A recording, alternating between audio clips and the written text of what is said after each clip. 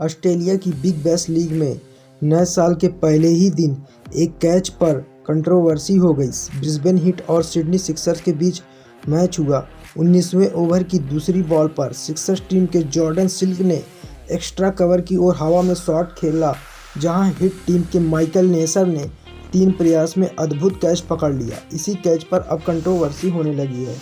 Kneser ने boundary के अंदर बॉल को पकड़ा और बॉल को हवा में उछाल दिया। बॉल बाउंड्री के बाहर गई। नेसर बाउंड्री के बाहर गए और हवा में उछलते हुए बॉल को ग्राउंड के अंदर पहुंचा दिया। फिर वापस बाउंड्री के अंदर गए और कैच को पूरा कर लिया। अंपायर ने सिल्क को आउट दिया और उनकी टीम मैच हार गई। इस कैच के बाद क्रिकेट एक्सपर्ट भी कंफ्यूज हो गए। कई एक्सपर्ट बोले कि एक बार बाउंड्री के बाहर जाने के बाद फील्डर कैच ले तो उसे लीगल नहीं मानना चाहिए।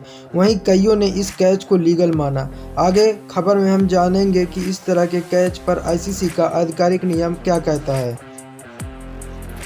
इंटरनेशनल क्रिकेट काउंसिल आईसीसी के क्रिकेट के नियम बनाने वाली मेरिलबोर्न क्रिकेट क्लब के रूल नंबर 90.5.2 में इस तरह के कैच का जिक्र है।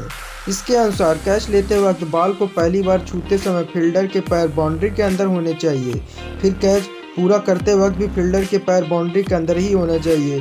बॉल से इन दोनों कॉन्टैक्ट के बीच फील्डर बाउंड्री से बाहर जा सकता है। वह बाउंड्री के बाहर हवा में उछलकर बॉल को ग्राउंड के अंदर भी फेंक सकता है, लेकिन बाउंड्री के बाहर खड़े होकर बॉल को नहीं छू सकता। ऐसा करने से कैच कंप्लीट नहीं माना जाएगा और बैटर नॉट आउट रहेगा। बिग बैश में नेसर ने कैच लेते वक्त एमसीसी के नियम का पालन किया। पहली बार बॉल को छूते वक्त वह बाउंड्री के अंदर थे और कैच पूरा करने के दौरान भी वह बाउंड्री के अंदर ही थे। इस बीच वह बाउंड्री के बाहर भी गए, लेकिन वह खड़े होकर बॉल को नहीं छुआ। उन्होंने हवा में उछलकर बॉल को ग्राउंड के अंदर फेंका था, इसलिए उनका कैच कंप्लीट माना गया और सिर्फ आउट करार दिए गए।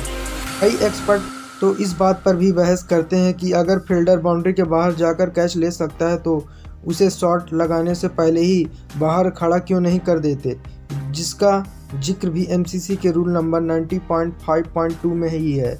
इसके अनुसार बॉल फेंके जाने से पहले सभी फील्डर को बाउंड्री के अंदर ही रहना होगा। बॉल फेंके जाने के बाद भी फील्डर को ग्राउंड के अंदर एक बार गेंद को छूना होगा। इसके बाद ही वह बाउंड्री के बाहर जाकर कैच या बाउंड्री बचाने का प्रयास कर सकता है। वहीं बॉल फेंके जाने से पहले अगर फील्डर बाउंड्री के बाहर खड़ा रहता है तो उस बॉल को नो बॉल करार दिया जाएगा।